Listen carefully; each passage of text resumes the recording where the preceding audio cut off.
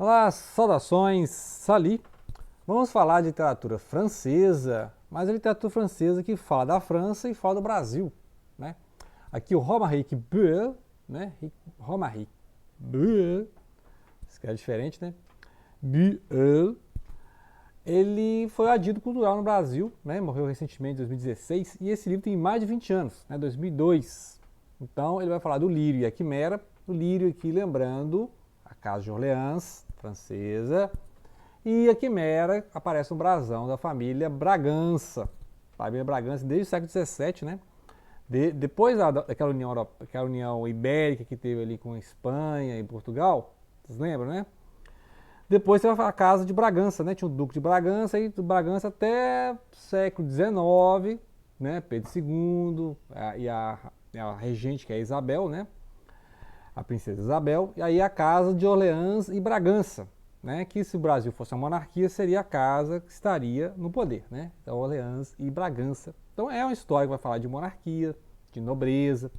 Vai começar lá no meado do século XIX na França e vai contar a história da Marie Adelaide de Méry. Méry, né? Vou falar de Marie Adelaide, chamar de Marie aqui, né? Então a Marie é uma jovem de 17 anos, né? Marie Adelaide. E ela vai conhecer um brasileiro, assim, né? Tem uma festa lá no campo, né? Se não está em Paris ainda, vai ter capítulos em Paris, mas no início aqui é uma província, né? Província francesa. E aí, né? O tio dela promove caçadas, né? Assim, para reunir os nobres, né? Os nobres ficam ali, né? Os nobres ficam ali em 1848, ainda não teve aquelas revoluções de 48, vai acontecer aqui ainda, calma. Então, teve ali uma série de revoluções internas na França em 1858, mudanças, né? Porque a França, assim, é república, é monarquia, é golpe, né? A história da França é assim. E aí, a história depois vai vir para o Brasil, né? Então, a segunda parte aqui vai contar a história da Adelaide, ou a Maria Adelaide, lá nas fazendas de café no Brasil. Estados Unidos do Brasil, né? Que seria depois da República, né? No caso, o Segundo Império, né? Então, o Segundo Império do imperador Dom Pedro II, que depois foi exilado para a Europa.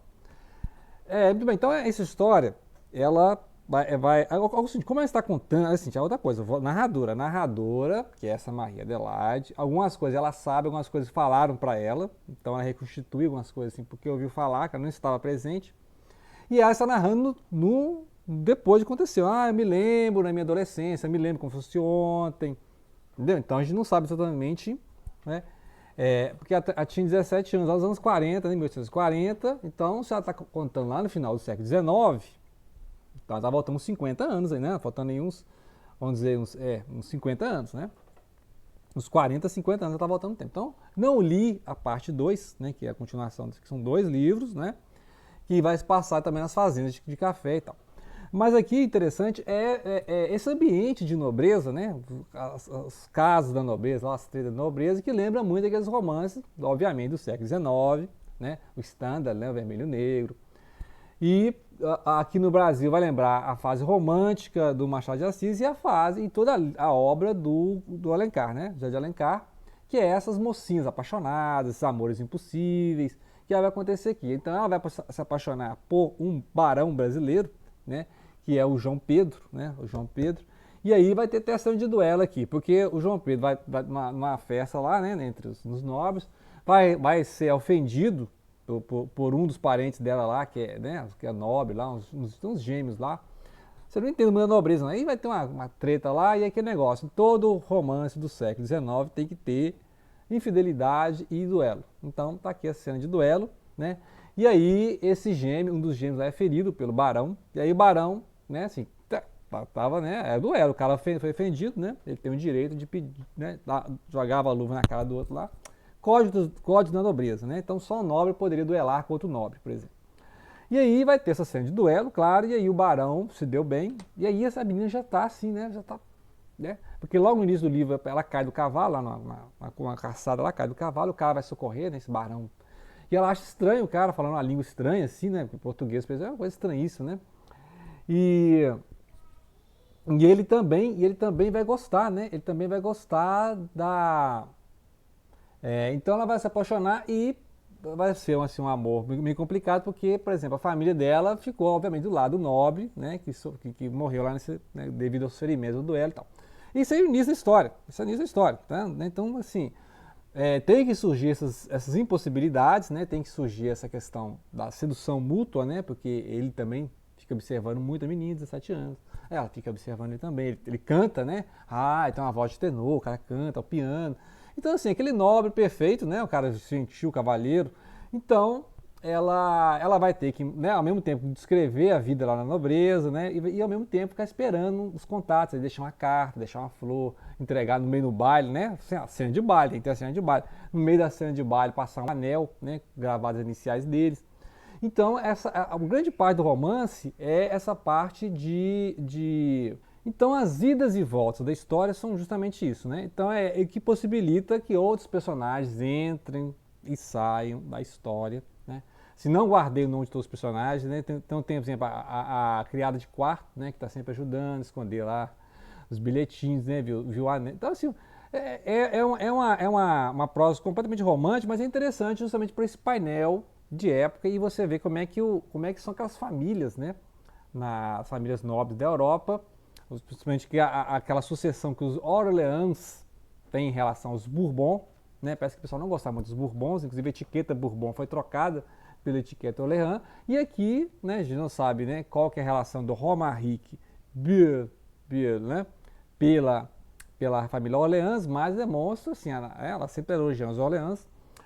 Muito bem, e aí a família Bragança, que é dos portugueses, que está no Brasil, né? Está no Brasil, lembrar que, por exemplo, a mãe da rainha Isabel é de origem siciliana, né? Nápoles, lá na Itália. Então, depois tem casamento com vienenses, né? Então, ou seja, as famílias, essa família portuguesa era ligada a várias famílias da França, da Áustria, da Itália, né?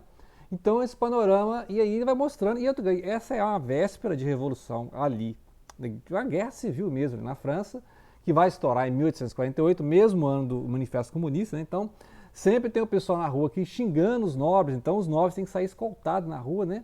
Que aí qualquer coisa volta aqueles gritos da Revolução Francesa, né? Então os nobres ficam sempre ali, aquele medo da Revolução Francesa, que a gente já viu no Estanda, vou colocar, né? Leia um Estanda Vermelho Negro, que é aquela época ali, em que tinha acabado a Revolução Francesa, já tinham prendido Napoleão, né?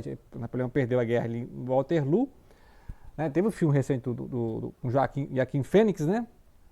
Que fez o Coringa também. Então o Napoleão na época, né? Inclusive lembrar que a família portuguesa, né? A família real portuguesa deixou Portugal por causa das tropas francesas e veio para o Brasil. Logo depois do Brasil foi o Reino Unido de Portugal e Brasil. Então o Brasil era uma colônia, né? Por 400 anos colônia ali. Foi 300 anos de colônia, né? 300 anos de colônia, e aí foi transformada em um Reino Unido, né? Ou seja, porque a família... A ideia era essa, né? A ideia deles era que Portugal e o Brasil virassem uma coisa só e fosse regido daqui. Só que, obviamente, as cortes portuguesas não quiseram, né? Então teve guerra civil lá em Portugal e tal. Isso aí é para você entender a história dos Braganças, né? Os Braganças que...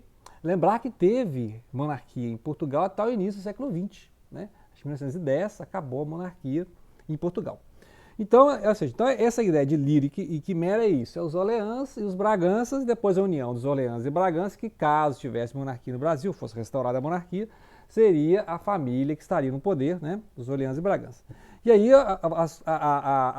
o que ela vai narrar com um certo distanciamento, porque já está no futuro, falando, na minha juventude, é justamente esse caso amoroso, essa fé que a família não quer, né?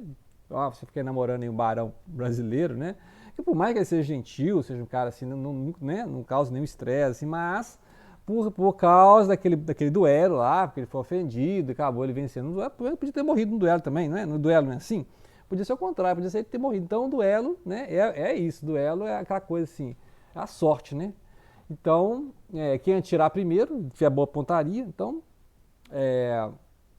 Acontece que a família dela não gostou disso, né? Então a mãe principalmente fica ali vigiando, não quer que ela dê nenhum tipo de sinal a esse pretendente, que ainda não se mostrou pretendente, até porque ele é agora uma pessoa não grata, né? Imagina, matou lá um nobre francês, tá? Então, e aí a história vai andando a ponto de que aí vai ter a união dos Orleans e Bragança, vai ser aquele casamento da Isabel com o Conde d'Eu, né? Conde d'Eu, né? Que é aquele cara, o Gastão, né? Se não me engano, Gaston, né?